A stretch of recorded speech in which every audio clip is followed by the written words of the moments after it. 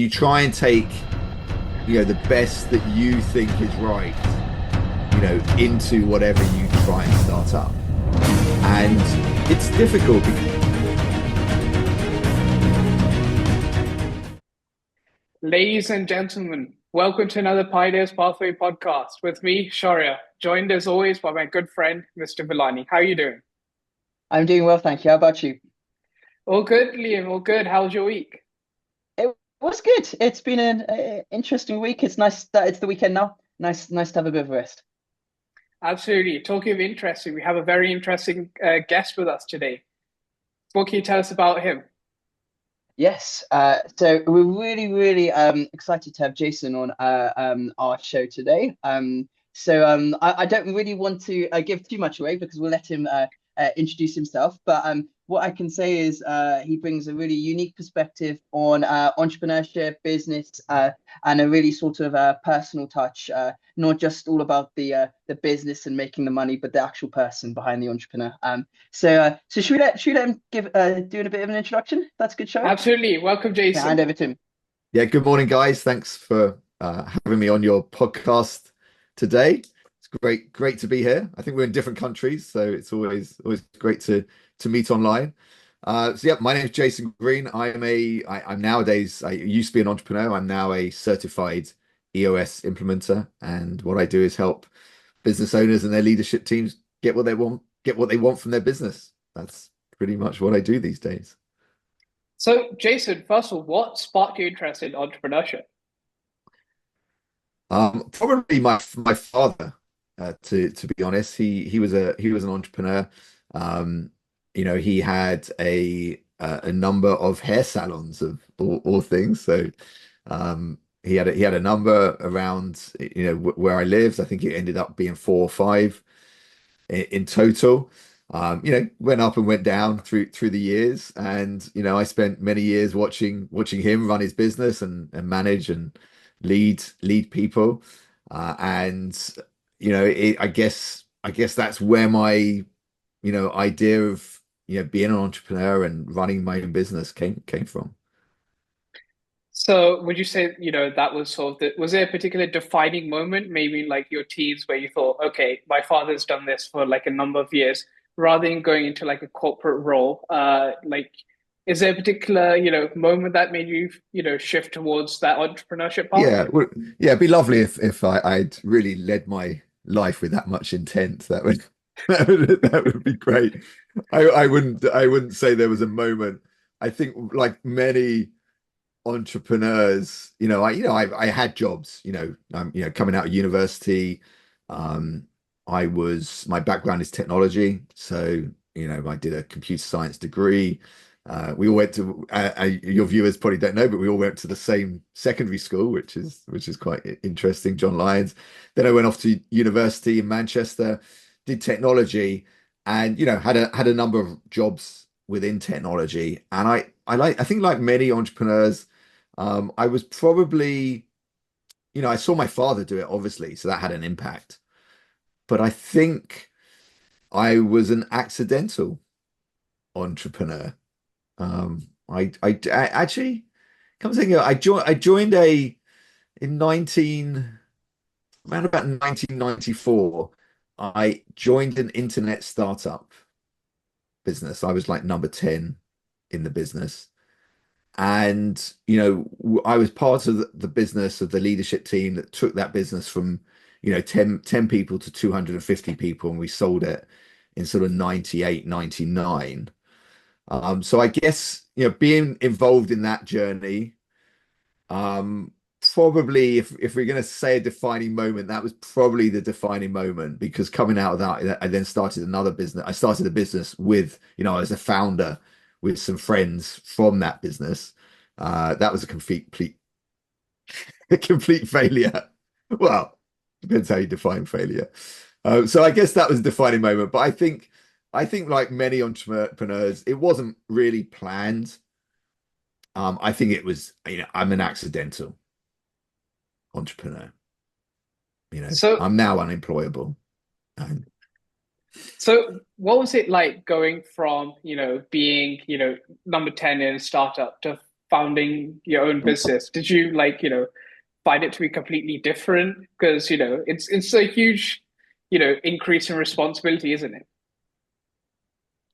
Well, I think, no one, no one plan. Yeah, I don't know. When I say no one plans, I just think it's a huge difference, but it's no one ever teaches us how to run a company. And I think what happens is we talk to people, we see other people, I had experiences of being in other companies, and you try and take, the best that you think is right, into whatever you try and start up. And it's difficult because, you've got to operate that business and execute on whatever you're trying to execute on at the moment. And it's, was that why that business, the business that I founded with some colleagues from the original business, why it failed? Probably not. It failed because it was a technology play which was like 20 years before its time. But we weren't very good at leading and managing people. We weren't really very good at setting a vision for the business. Um, Most of the stuff was in our heads, and as we were trying to grow the business, no one else really knew what we were trying to get to. And if I'm honest, all of us individually, there was three founders, we probably all had a different version of where we were trying to get that business to. So it's a challenge. How have you found, talking to other entrepreneurs, how have they found that transition from, being employed and working with businesses and then starting your own business? Yeah, I mean, generally what I've understood is lots of people, when they, found a business for the first time, the first business is always sort of like the one you learn from. I mean, for a few people, it becomes, a unicorn, whatever, it becomes quite successful. But what I've noticed generally, and if you look at like, a lot of successful entrepreneurs, their successful business is not always their first business, it's the subsequent ones. So generally what I've seen is, as you suggested, is, the takeaways and the learnings, you apply them, and that's what, helps you grow. Liam, what about I would you? agree. And Jason as Yeah. well? I know, sorry, I was just going to say, yeah, I think it's the experience which comes with failure. It's the experience and being open to failure, which really drives entrepreneurship, right? Because otherwise people wouldn't take the risks. People wouldn't take the risk. So it's about taking that risk, accepting, yeah, one of your ideas might fail. Maybe out of 100 you try, maybe one will take off. And that one might be the last one out of the 100 that you try. But it's really that the taking the risk and accepting and being able to move on. Yes. Yeah. And I think it's really important to do that while you're in your business as well, is, that ability to make decisions quickly. And you probably heard it for sort of before, fail fast. The one thing that I see that kills entrepreneurs and kills businesses is indecision. And so you might not always make the right decision, but you've got to make decisions knowing you may fail. And that's fine. That's fine. You make a decision, you move forward, and if you get it wrong, you go back and you put it right. But sitting on the fence and not doing, just having, the inability to make decisions, and having consensus-based decision making within businesses, ultimately you as the entrepreneur, or whoever the leader is, has got to make some decisions and move the business forward. I want to focus on the first step of entrepreneurship. So, say for example, you've recently come up with an idea, and you plan to, enter the world of business. How can you, how can you ensure that there's a real demand for your business before you invest all your time and resources into that idea? That's a great question. I wish I had the answer for you. Do you let me just fire back at you a little bit. Do you, when most entrepreneurs start a business, do you do you think they go away and research the market? And I would say probably not. You know, I think it's more of a gut feel. And the reason why is I think entrepreneurs, like you said, they're willing to take risks. And they see something. They see something that, if I did this and if I fix this problem for people, I think there's a market for it, and I think I can make a business out of it. Um, I would love to know some statistics about how many of them actually, go out, do some market research, really, really test it before. I would say it was a very small but minority. but but it's sort of also aligned with like opportunity is finite in terms of time, right? There's a short window. So if okay, market research might be good, but if you take too much there, you've lost the window of opportunity. Yeah, exactly. And I think that's how new things happen. I mean, like, you could take Uber. I know Uber's become a, unicorn, but you know, I'm sure there were many people that said when, Uber came out, said, we're gonna have an app and we're gonna put people and taxis, cabs together. People already thought that was a crazy idea. There's no market for that. I'm sure they just went and did it. Elon Musk and PayPal, he just went and did it. Tesla's probably a crazy idea, to try and enter the car manufacturing is probably a crazy idea. So I don't think, I think you gotta, as an entrepreneur, you've got to have a leap of faith and really believe in what you're doing and try it out. Try it out, see if it works. Hopefully it will. Many don't. My bit, the second business I was involved in didn't work out. We raised money, um, we spent it, and we had to go. We had to go into administration, and that was painful. That was really painful at the time. Looking back on it now, it's a great learning experience. And you know, I see products out there that do what we did today, but it was just before its time, wrong time. And But maybe it's badly, and probably badly executed, if I'm really honest, probably badly executed as well. But do you think your success now is dependent on the fact that you were able to let go? Or do you think that's allowed you to then reflect on those and get better and move on in a better circumstance? You can't change the past, can you? Yeah. So there's no point, you can look at the past, you can learn from the past, but there's no point wallowing in the past. I say that to my teams that I work with. I meet with them every quarter and we review the last quarter, and then I just say, let it go. Good, bad, ugly, let it go. It's gone. Can't change it. Same, yeah, same with that business. I mean, I used to get very choked up about it, to be honest. Up until about 10 years ago. When I thought about it, I used to get very choked up, and then I just realized what's the point? Move forward.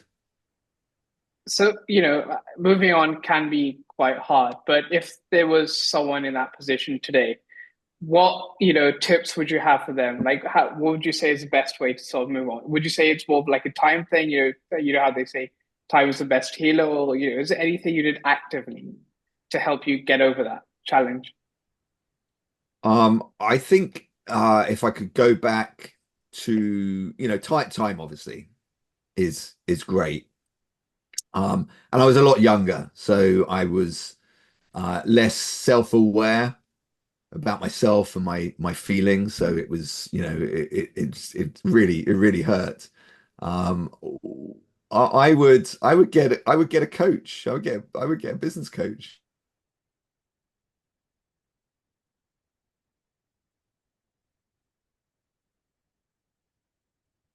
Jason, I think you've cut out there.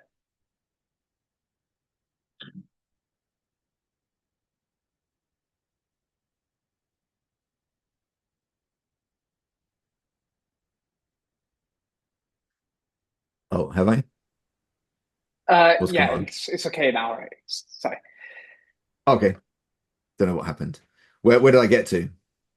Business coaches, I Basically, think it was. business coach. Yeah, Yeah, I would say I think every entrepreneur needs like a sports athlete. Did you hear that bit?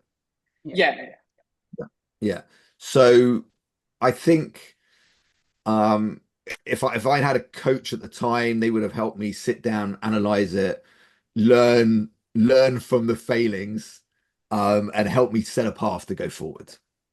I think that would have helped a lot. And if you don't have a coach, then you know it would have been valuable for me to sit down, take some clarity breaks, and just sort of uh, almost journal what happened, and actually write down the learnings Yeah. from from the experience. If you can get them out of your head and onto a piece of paper, uh, they they have it has those issues, those problems that you went through have far less control over you.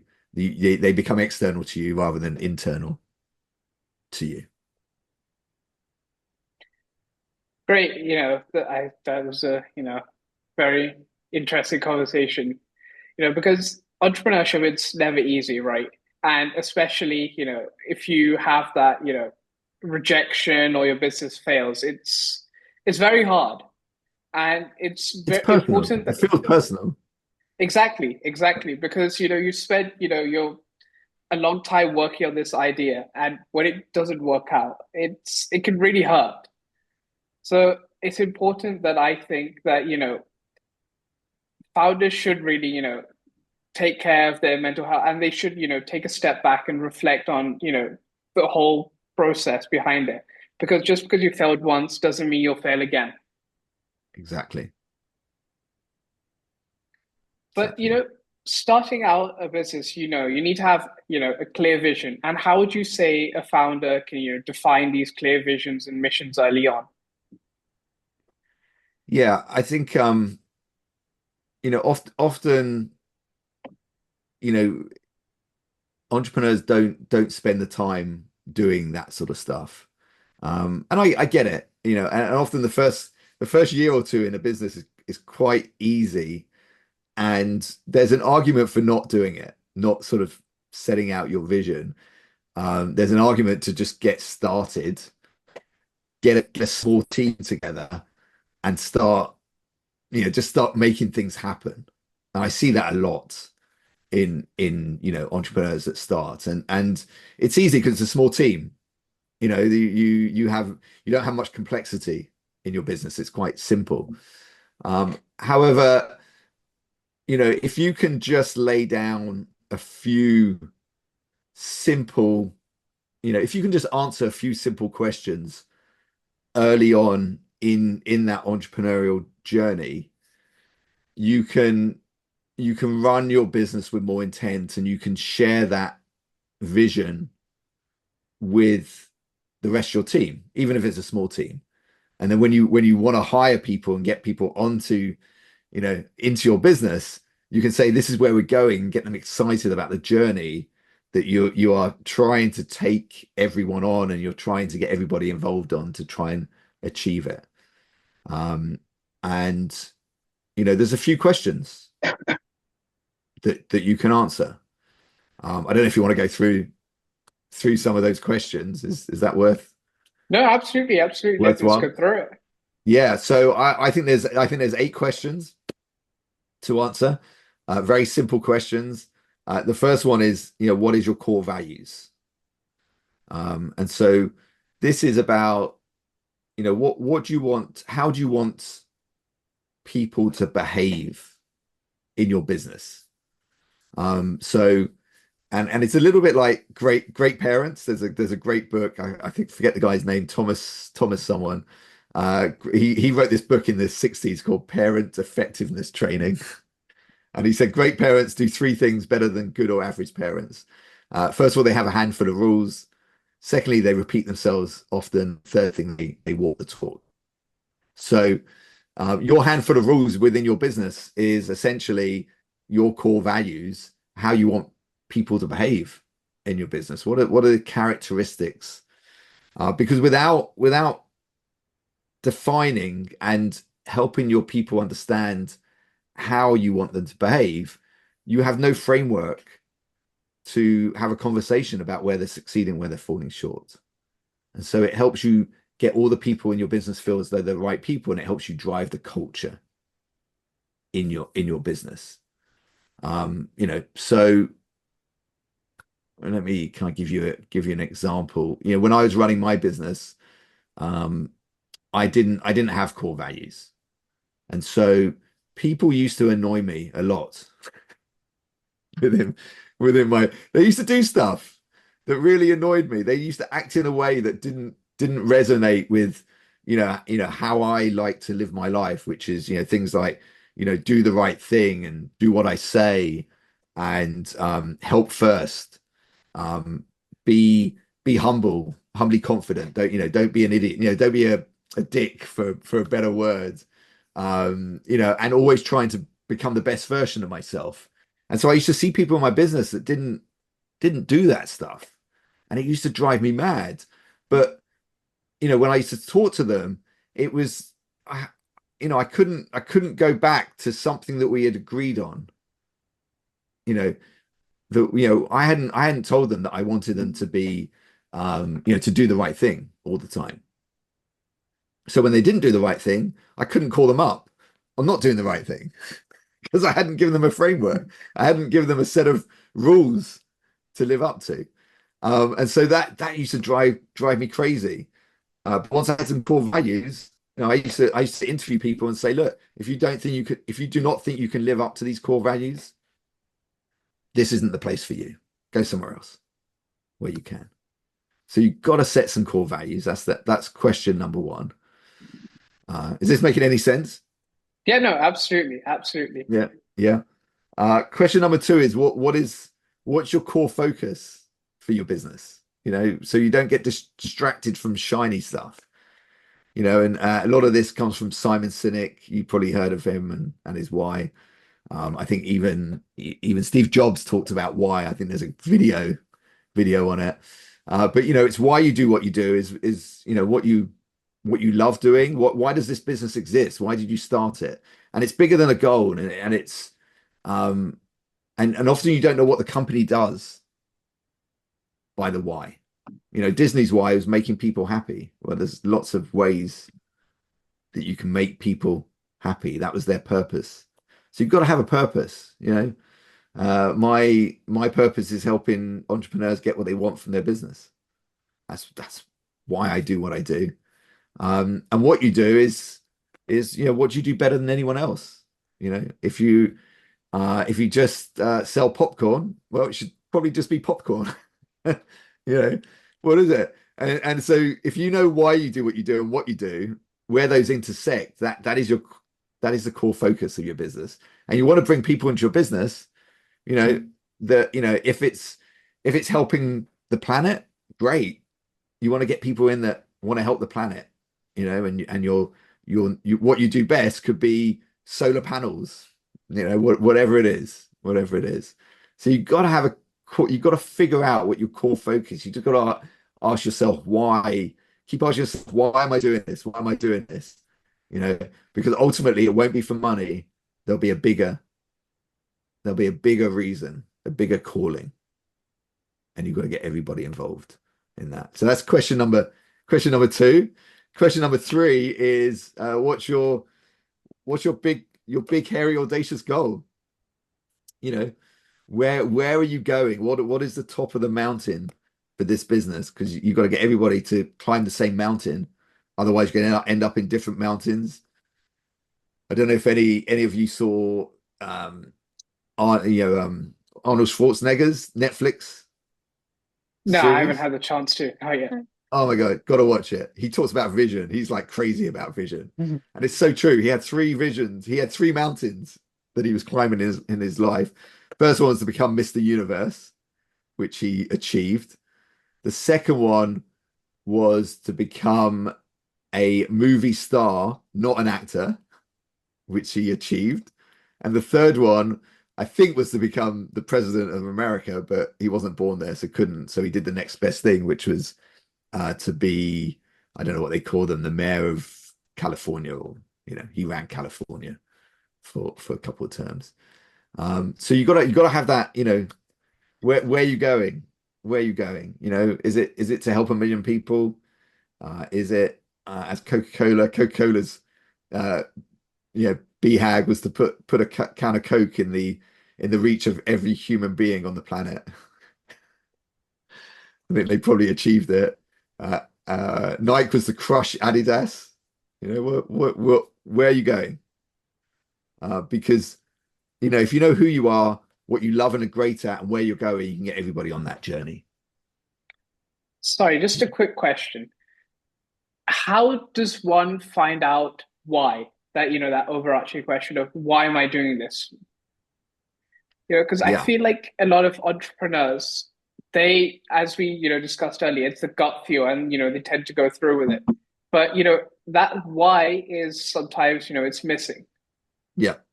So how would you say one could discover that why? So have you got any ideas of a business that you want to start? I think Liam has quite a few at the minute. Right. I'm still, Okay. quite early towards that, but eventually down the line, I do plan to. Yeah.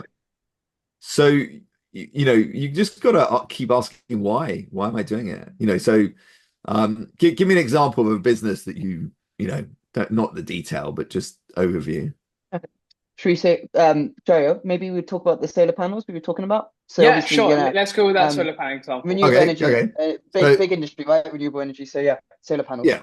Okay. So you wanna your niche would be maybe something like the best the most energy efficient solar panels. Yeah. Yeah, that you're gonna install it, wherever you decide you're going to install it. So um why do you want to start a business doing that? The industry is growing, and there's going to be in the next 5 to 10 years, fossil fuels are going to be siphoned off, and it's going to be renewable energies. So the transition's happening, and there's a big opportunity there. Okay.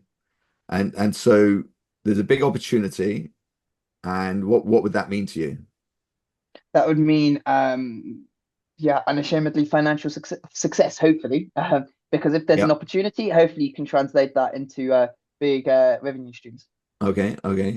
And if you have big revenue streams, what would that mean to you? Yeah, growing faster, being able to go into new operations, new sort of markets, and yeah, financial security in the end of the day. Yeah. Financial security, financial stability, and to be able to do a lot more with my personal life. Okay. So more of your personal life? Say that again, sorry. More Um, more of your yeah, more with personal my life? personal life. I'm a big golfer, and I would love to spend most of my life just on the golf course. So it's the financial security to be able to do what I want, to be able to escape from the 9 to 5, and to be able to live my life with the people around me, my family, friends, and yeah, really enjoy it without being sort of a mundane routine 9 to 5 on a Monday to Friday. Okay. So for you, it's about winning, Yeah. because you usually your why is about helping people. It's about winning. It's about making a difference.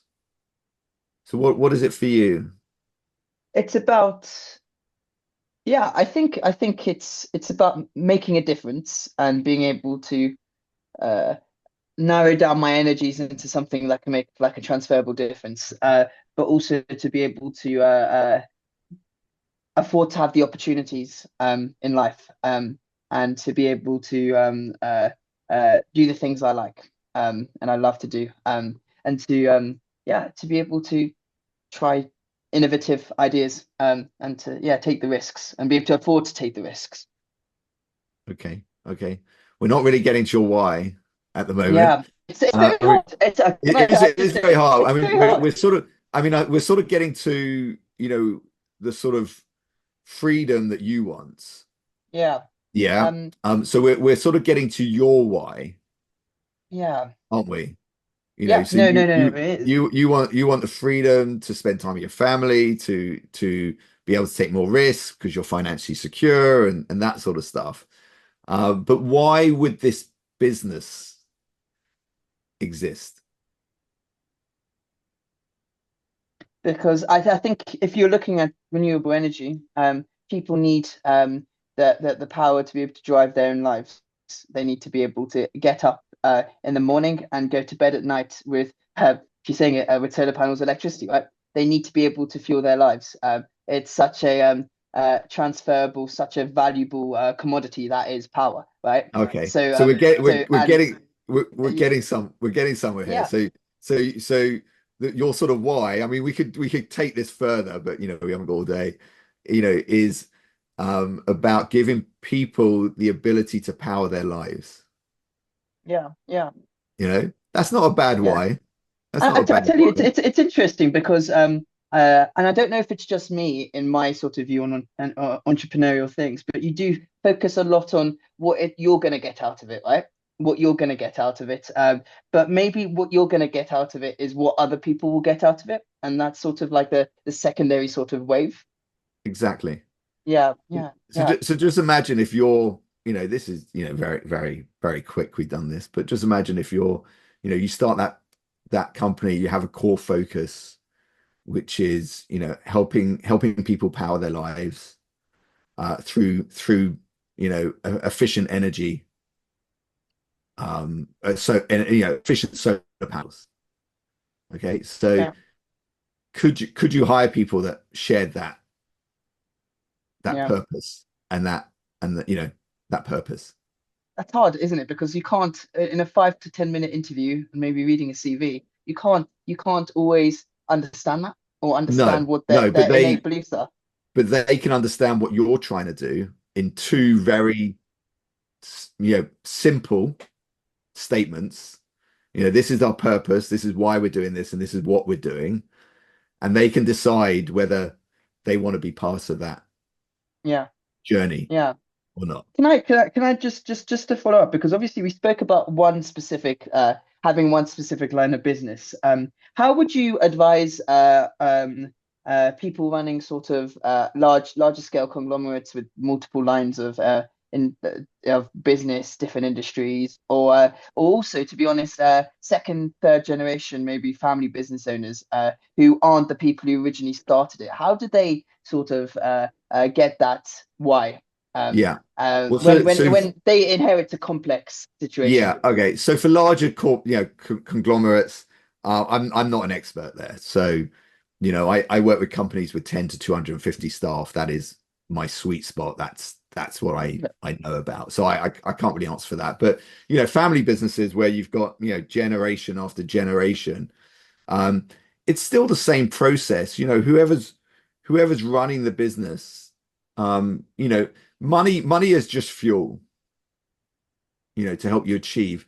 There's always a purpose or passion or cause that sits underneath, and because you know, I'm sure you've heard many, you know, I think Simon Sinek, you know, says this, a lot of people, but if you follow your passion or your purpose or your cause, the money will follow because it's just much easier.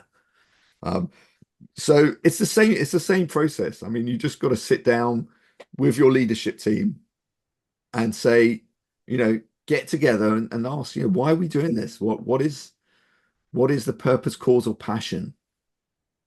Um, Yeah, because if you don't have a purpose, cause, or passion, then you know you don't have a great framework to again a framework to make decisions. I mean, you know, take the one that we just came up with.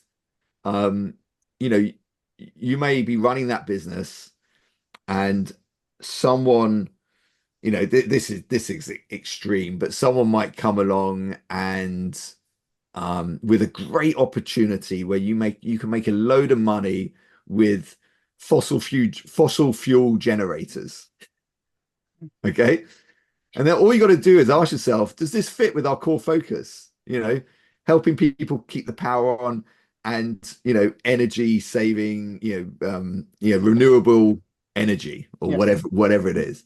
And you can say yes or no very easily to that. And so, Yeah. having a really clear core focus helps you stay laser focused. So you're always working within that sweet spot of your organization. So important. Sorry, I just have a quick question on that. So, going back to the example of second, third generation, does that focus necessarily, should that change as you go down, or should it be, the same focus, the same why? Is it okay for that to change, or should, the second generation have the same, core focus and why as the one before? Yeah, often the purpose or the cause or the passion that tends to stay the same. Um, but the niche can change. But it doesn't change often. Usually, if you've got the right core focus, the purpose, cause, and passion, and what you love and great at, um, it tends to stay the same. It doesn't mean the strategy and your products and services always stay the same, but they're always directed in, whether it's helping people, helping the planet. Um, you know, it tends to stay, very similar, if not the same, over vast periods of time. Really does. Your 10-year target might change because your industry might change. Um, instead of doing, one thing, you might change to another thing. But your core, your values stay the same. Your core focus tends to stay the same. Great. Jason, I want to focus now a little bit on EOS. Obviously, a Yep. certified EOS implementer. If for a layman, early stage founder who might not have heard of entrepreneur operating system, how would you sort of define it? Yeah. And who would you say it's for? Okay. So it's, entrepreneurial operating system. It has nothing to do with technology. That's the first thing. I know it has operating system, but it's an operating system for your business. And ultimately, it's a system to manage the human energy in our business.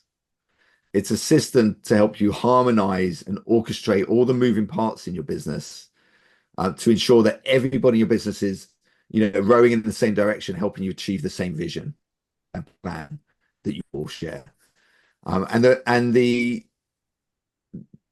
reason why it's so powerful is because what happens is when you get to, so let me tell you who it's for. It's for companies with 10 to 250 people who are entrepreneurial, growth orientated, and are really, leaders and owners that are willing to be open and honest with themselves and the people around them. I mean, if you're the sort of person that says, um, you know, everything is great in my business, nothing needs to change. Um, I've got it. I know everything. EOS is not right for you. But if you're the sort of person that, is honest with yourself and, wants to run a better business and live a better life, then EOS is for you. And it's a way to operate your business. And the reason why it's so powerful is because, like I said earlier, nobody teaches us how to run a business.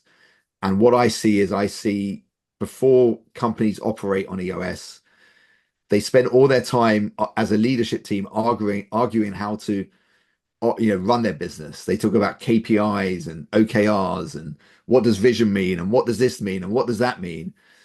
And where they should be spending all their time solving problems, driving their business forward and executing on their business.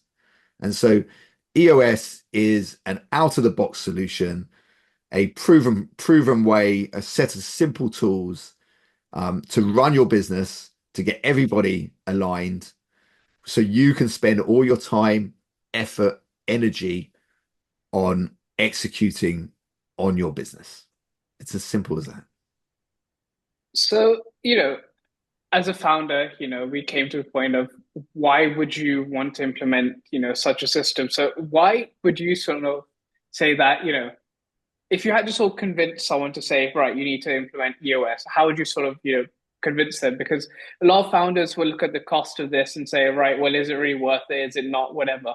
But, the value is obviously there. So how would you sort of, convey that across to them? So I would say that we see, or I see, five main frustrations that business owners have or entrepreneurs have. Mainly because no one teaches how to run a business. We're generally accidental entrepreneurs, and we're just trying to do our best as entrepreneurs. And the five things that I see are first of all, as I talked about earlier, this feeling of the business running them instead of them running the business. This not being in control of the business. Now, this only starts to happen when you get to about 10 people, because up to 10 people, you can sort of keep your arms around the entire business. You know everything that's going on in the business. You can be involved in every decision that gets made. Once you get beyond about 10 people, you become a bottleneck. If that's how you operate your business, you become a bottleneck for that business. So what tends to happen is you get overwhelmed with work. You're working God knows how many hours a day. You're losing the will to live, because you're not controlling your life anymore. Your business is just controlling everything. So that's the first thing. So if you're feeling like that, you probably need EOS. The second one is being frustrated with your people. As I talked about that earlier, you're hiring people because you've met someone, you like them, and you think, oh, you could be good in my business, and you start bringing together this misfit of people that don't really share your values. They don't really have a seat. They don't really know exactly what they're accountable for in their business, and you just get frustrated with them. Every day they're doing things that drive you crazy. So if that's how you feel, maybe EOS is right for you. The third one is not enough growth. Maybe you're not revenue's not growing year on year as you would want it to. Not making enough profit, the fourth one. So, in my business, before I implemented EOS, we were working hard. We were doing great stuff. We weren't getting anywhere. For the amount of time and effort, and commitment we were putting in, we just weren't making enough profit in the business. So if you're not making enough profit, EOS is probably right for you. And the last one is if you just feel stuck, you hit a ceiling, you've read every management book, you've attended every seminar, and you just can't get unstuck. EOS is probably right for you, because it's just gonna help you get everybody aligned on your vision, get everybody executing with discipline and accountability, and get you working as a healthy team that really enjoys working together. And it's guaranteed. What could be better than that? So I guarantee every session. The guarantee with my teams is if they get value from the day, they pay me. If they don't get value, they don't pay me. Simple as that. Shaya, can I just ask a quick question, if that's okay? Go for it. Go for it. Yeah. So I spent a bit of time looking at sort of valuations, like looking at when startups or companies get to the level when they are ready to be either purchased, or maybe they'll merge with another or outfit already existing. When you're valuing a company, you tend to value them on the basis of assets. You tend to value them on the basis where revenue streams, assets, financially, what's the picture like? But I've always thought there's more to a company than that. It's more the values, the ethos, and how the sort of the internal energy and engagement operates. And like you've spoken about, sort of what the leadership are doing, what the people around them. Do you think that's an issue? Do you think that when valuing a company, when looking at a company which maybe is an attractive proposition, do you think there needs to be more energy on what are the internal dynamics like? What are the people like? How is it operating? What's the founder really leaving behind as his legacy? Yeah, I don't think there should. I know there is a focus on that. Okay. So Yeah, could you just expand a bit more? Is that new? Is that sort of something that's just more and more, or has it been around for a long time? I don't think it's, I'm not sure it's new. So look, a buyer's trying to drive the price down, and just normal economics, and the seller is trying to increase the value of the business. And so the first thing I'd say is that if the business relies on the owner, the entrepreneur, the value is going to go down. And I've seen that. If the business is not run effectively, if it doesn't have systems, if it doesn't have a vision, if it doesn't have values, if it doesn't have everybody go, if it doesn't have the right, I call it the right people in the right seats, then it has less value. So it's up to the owner to get their business into a situation that is valuable and sustainable without them, because then it has a higher value in the marketplace.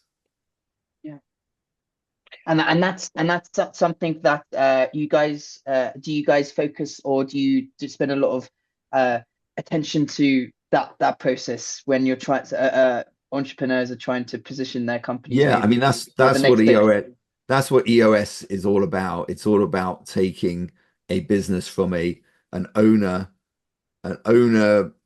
I actually, here's the terminology I like to use. It takes the entrepreneur from being a business operator, which means they are the business, to a business owner where the business runs without them. And that is the journey. Now, at the end of that journey, you can decide to sell the business. You can decide to carry on operating the business. It's up to you. But because I'm all about helping the business owner get what they want from their business, and it's different for every business owner. But creating, moving from a business operator to a business owner is where you create value in the business. I want to bring the focus back to EOS. So, how would you say, it sort of differentiates from other business frameworks? And, what would you say makes it unique? Because I'm sure, founders, before, they take on something that's quite costly, they'll look at, well, all the other alternatives out there. So, Yeah. what would you say, sets EOS apart? Okay. First of all, it's not costly. It's not costly at all. In the grand scheme of things, it's a bit like half an employee, if that, in today's, if you took it over 2 years, it's about probably less than half it. It's probably more like a third of an employee every year. So it's a very, in comparison to the benefits that it brings, it is not expensive.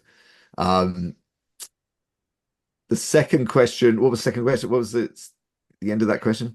So I got a bit a bit focused on the cost. My brain went crazy. No worries. Basically, the point being that, when I was doing my research, at least, I saw it could go anywhere from, 50 grand to like 100 grand. So that's what, I found. But, if someone's Googling that, they might get a little bit turned off. So they might look at, implementing other systems.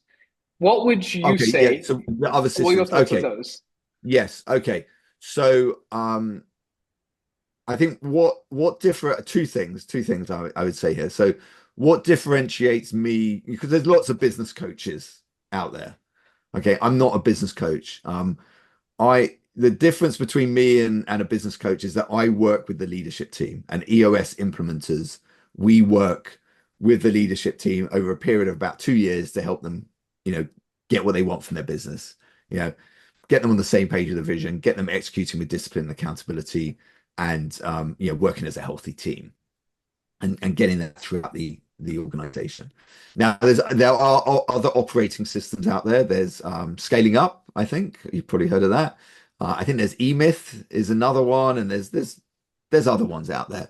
I am not an expert in those other operating systems. But what I would say to any entrepreneur is just pick an operating system. EOS, Scaling Up, doesn't matter. Just pick one. Pick one. They all have their pros and cons. I'm sure EOS has its pros and cons as well. But just pick one, because if you don't, like I said earlier, you're going to spend all your time arguing how to operate your business. Just choose one, spend all your time executing on it. You're going to get where you want to go faster. You're going to be happier. You're going to make more money. And you're just going to be in a better place. Because, when I started my last business, if only someone had introduced me to Traction or, EOS or another operating system right at the beginning of my journey, it would have saved me so much pain and so many mistakes. And oh my God, it would have been a completely different journey. So just choose one, anyone, doesn't matter. Great. Just one last, question on EOS before we move on. How does a founder know when he's ready? I know you mentioned, it's best for 10 to 250 employees, but how does, a founder know when he's ready? And is there such thing as a perfect time to implement EOS? Yes. Yesterday. Short and sweet. I love it. That's the perfect time. When's the best time to plant a tree? Today. 20 years ago, or if you haven't done it, today is the best time to plant a tree. So yesterday, there's always an excuse not to get your business in order, and not to get in to run your business with intent. There's a system you need to implement. There's a hire that you need to make. There's a restructure you need to do. That's what EOS is for, is to help you make those decisions, make more informed decisions, and run your business with intent. So just start it today. Just start EOS. It'll change your life. Change your life. Change my life. Great. Okay, so Jason, what we do now is we have a rapid fire section. We call it the investors call. So I'm going to ask you like a few rapid fire questions. I might get you to expand on a couple here and there, but are you ready for it? Yeah, let's go. See what happens. Okay. Biggest myth about entrepreneurship?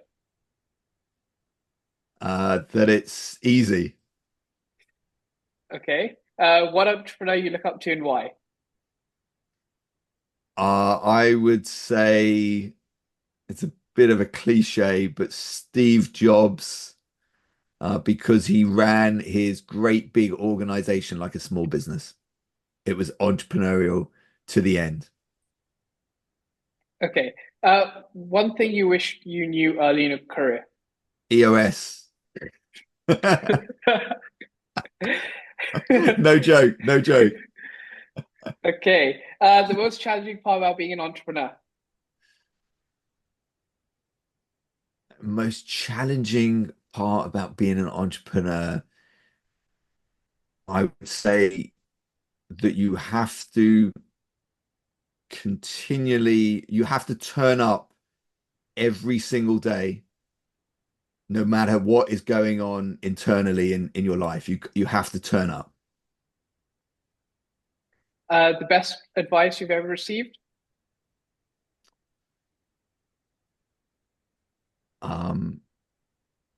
Make decisions. Don't procrastinate on decisions. Make decisions and be willing to live with the consequences whether they're good or bad.